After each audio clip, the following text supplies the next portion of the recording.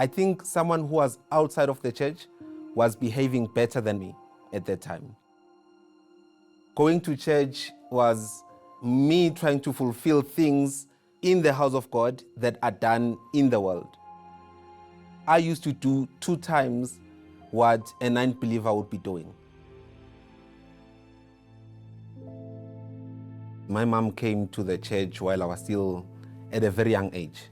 And with that, she made sure that we grew up by the principles which we were taught from the Bible. But the more that I grew, the more that I diverted. The more that I came, the more that I was influenced by the world.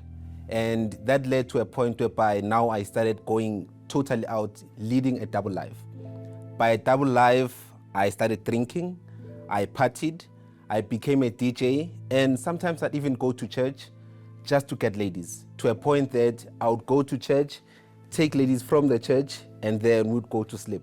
And sometimes there would be some competitions with friends to say, how many can you actually sleep with? In a week, at least I'd have to sleep with at least 3. I would drink from Friday, Saturday, until late, and then on Sunday morning, I would have to wake up, go to church, because, well, within my mother's home, no one can be left inside the house on a Sunday. So I had to go to church reeking of alcohol, smelling alcohol terribly. In most cases when I was drunk, I would love to fight. I would challenge guys, and it would be a fight over ladies. It would be a fight against even minor things. I used to do 2 times what an unbeliever would be doing.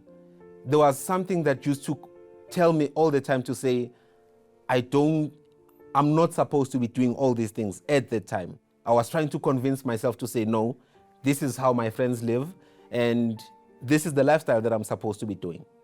When there would be altar calls, partaking of the Lord's Supper, it was more of pleasing my mom and maybe those who were observing, hoping that maybe I'd repent, thinking that I'm still young to sacrifice everything right now and give it all to God at this time because I'm still young. So it was almost 2 decades of living a life that was unpleasing before the eyes of God, because I was not willing to sacrifice my own will.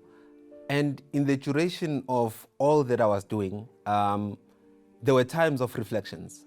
There were times where I'd have to introspect, especially knowing the truth. And one verse that almost hit hard more than any others, it was, do not be deceived. God cannot be mocked. This one is the one verse that I can say really caught up with me. So it all began at a time when now I was struggling with breathing. I thought it's something simple, like maybe sinuses or maybe an allergy because it was a season change at the time. And to my thinking, I thought it's just something simple, until I saw that sometimes when you're sleeping, there's a blood of pool on your bed, but not just a small portion of blood. I'm talking something that's like maybe a full 2-liter bottle. So that was my life. And seeing this, I decided to go to get it checked.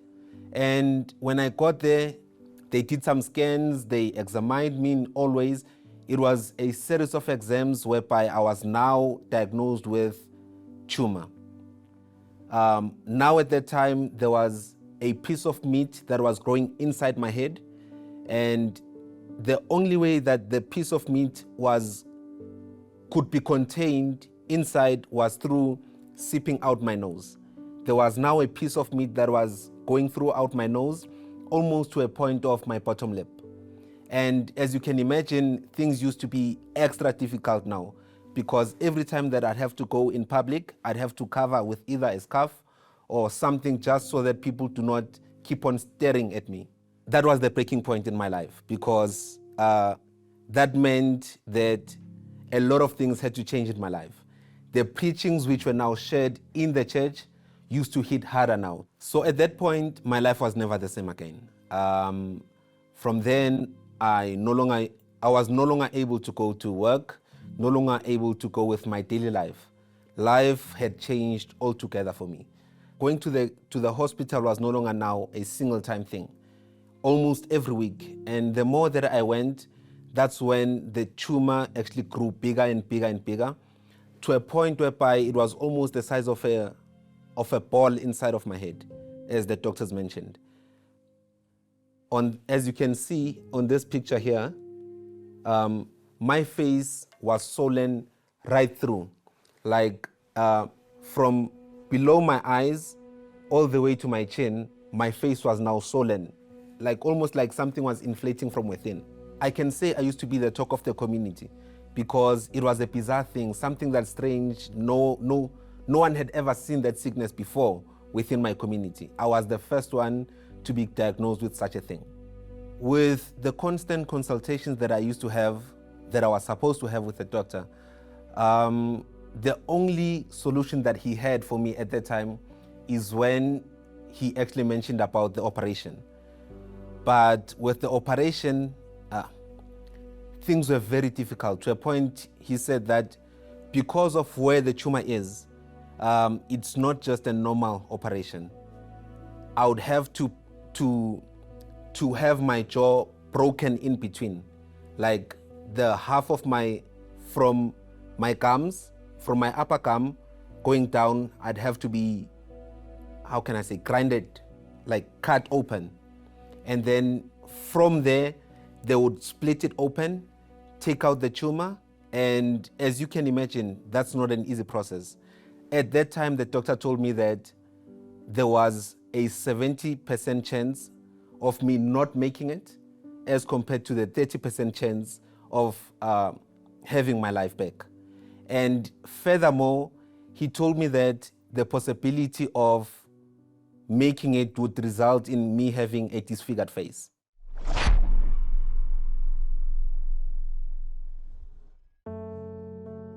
Within me, there was a desire to say, if I could live, I could have done things differently.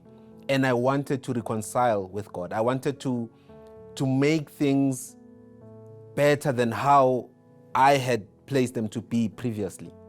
On the day of being admitted for the operation, I remember that on that day, it might have been the first time ever that I made a sincere prayer.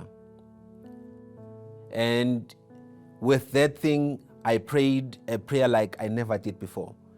I asked God to say, God, if you can give me just one more chance, I would grab it with both my hands and I would never let go. And from that point on, I would choose to give more than just my lips, more than just my heart, but then I would offer my entire life to you. So finally, the moment of the surgery arrived. Well, to me, it took forever because it was something that took the whole day, I think almost 24 hours. And when I woke up, I remember the first thing that I thought of was actually the prayer that I made. So after being discharged, the first place that I sought was the altar, Holy Ground, Soweto. And that's where I went. I went before the altar, and due to the operation, it was actually very extreme for me to speak. It was hard because my whole face was swollen, gums were split, my jaws were split in two. And you can imagine speaking at that time was painful, it was hard. But because I was more sincere, because now I was taking a different turn from how I used to be, I made efforts. I spoke with my heart, I did everything that I could possibly do for me to voice out my gratitude before God. The campaign was just recently introduced, and I saw that as my opportunity to be part of it because I wanted to do things differently. Although there were many campaigns that were introduced prior to this one, but then this one was different because it was a life-changing opportunity for me to be fully reconciled with God. I built my sacrifice, and I remember at the time, it was my everything. It was the old Brian that I decided to take and place inside the envelope. Though there was a part that was financial, but then mainly I'd placed myself in there. After laying my sacrifice on the altar, I had done the first step, which was reconciliation. The second step that I had to do was baptism. More than just being remorseful, more than just feeling guilty, I was repenting, I was letting go of the old self and taking up of being a new person. After getting baptized, my life began to change. I was no longer the same Brian that I used to be. I had let go of drinking, I had let go of partying, sleeping around, all these things that were actually leading me astray from God. Those are all the things that I decided to let go of. And now, seeing that now I'm now clean, I no longer do those things, it was just missing one more step. And that was getting baptized with the Holy Spirit. And I remember now an opportunity was being presented to us. It was a first mini night vigil that was introduced, I think at that time in the church. It was on a Wednesday. I went to church on a Wednesday. On this Wednesday, Bishop made a call to say everyone, he was actually inviting everyone who is thirsty, everyone who wanted to be filled with the presence of God. He said on this Wednesday, it would be a mini night vigil. While I was in the night vigil, in the mini night vigil, Bishop made an altar call. On this altar call, he invited everyone who was thirsty. He invited everyone who wanted to be different, who wanted a new life. And it was at this time that now I recognize this is my opportunity. This is what I've been waiting for the whole time. I sought the presence of God.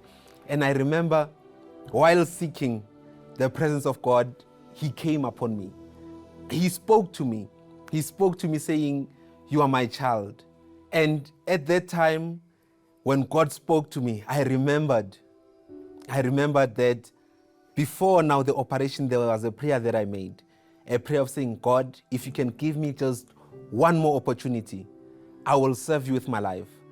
It wasn't just one more feeling of being maybe something touching me, something. No, it was peace inside of me. I was at peace. I remember at that time, I regretted the years that I had wasted outside of His presence. You know, as I'm here, it's a testimony to say, God does not forget His people.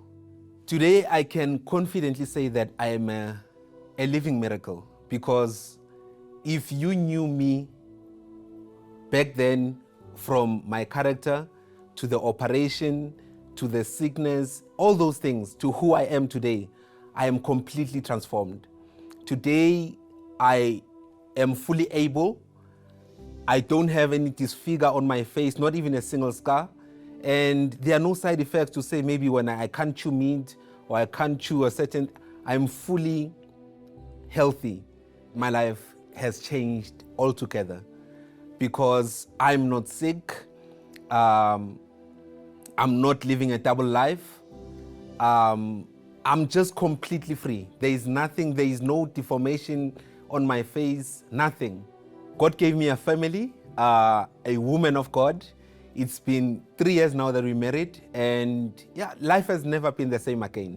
I am free, I am happy, and if anyone wants to know the secret, I can confidently point them to the direction of the altar.